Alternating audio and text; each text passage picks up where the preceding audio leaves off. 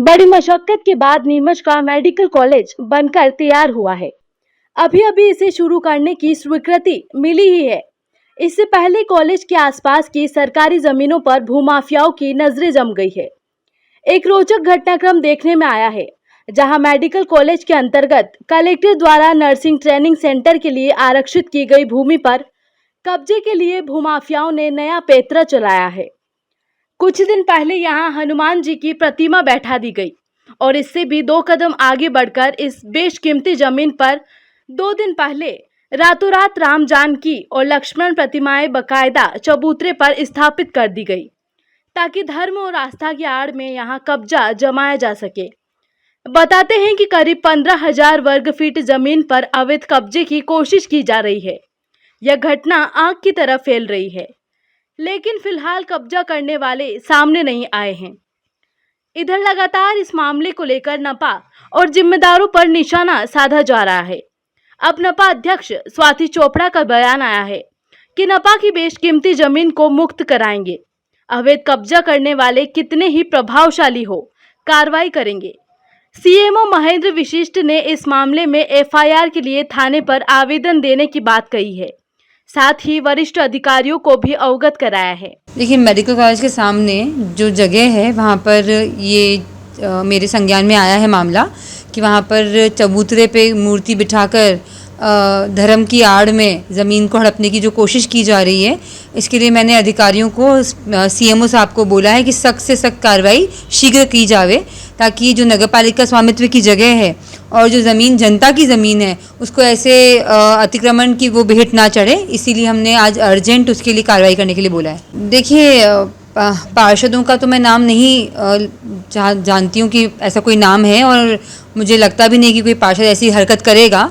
लेकिन जैसा आप बता रहे हैं कि किसी पार्षद का नाम लगातार शहर में आ रहा है, तो मुझे लगता है कि ये बहुत ही गलत हो रहा है अगर ऐसा कोई करना भी चाह रहा है तो। और हमने अधिकारियों को यही बोला है कि इसके खिलाफ एफआईआर दर्ज की जाए, और एसपी साहब, कलेक्टर साहब को संज्ञान में भी हमने ये प्रकरण डाल दिया है ताकि सख्त से सख्त कार्रवाई उनके खिलाफ की जाए। जी ज़रूर बनेगा, और ऐसी ज़मीन जो है, जो नगरपालिका की है, जो शासन की ज़मीन है, वो अतिक्रमण की भेंट ना चढ़े, इसके लिए हम हर कोशिश कर लेंगे। देखिए, वहाँ पर शासन की मंशा है और हम भी चाहते हैं कि वहाँ पर मेडिकल कॉलेज के सामने नर्सिंग कॉलेज बने, ताकि जो एक इकोसिस्टम होता है, हम वहाँ पर एक अच्छा इकोसिस्टम क्रिएट कर पाएँ। और इसलिए वो ज़मीन का अभी कुछ फाइनल डिसीजन नहीं हुआ है, पर आने वाले समय में वो क्षेत्र के लिए अगर नर्सिंग कॉलेज के रूप में भी आती है तो वो शहर के लिए बहुत अच्छा रहेगा।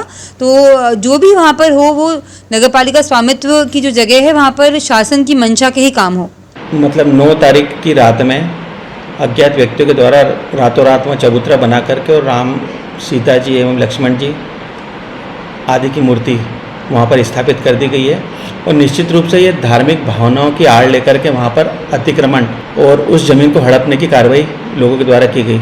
हम लोग मौके पर गए थे, लेकिन वहाँ कोई व्यक्ति भी उपस्थित नहीं था। चूँकि वहाँ धार्मिक मूर्तियाँ स्थापित कर ली गई है, इसलिए उसे विधिवत प्रक्रिया के उपरांत ही हम लोग उसे हटा पाएंगे।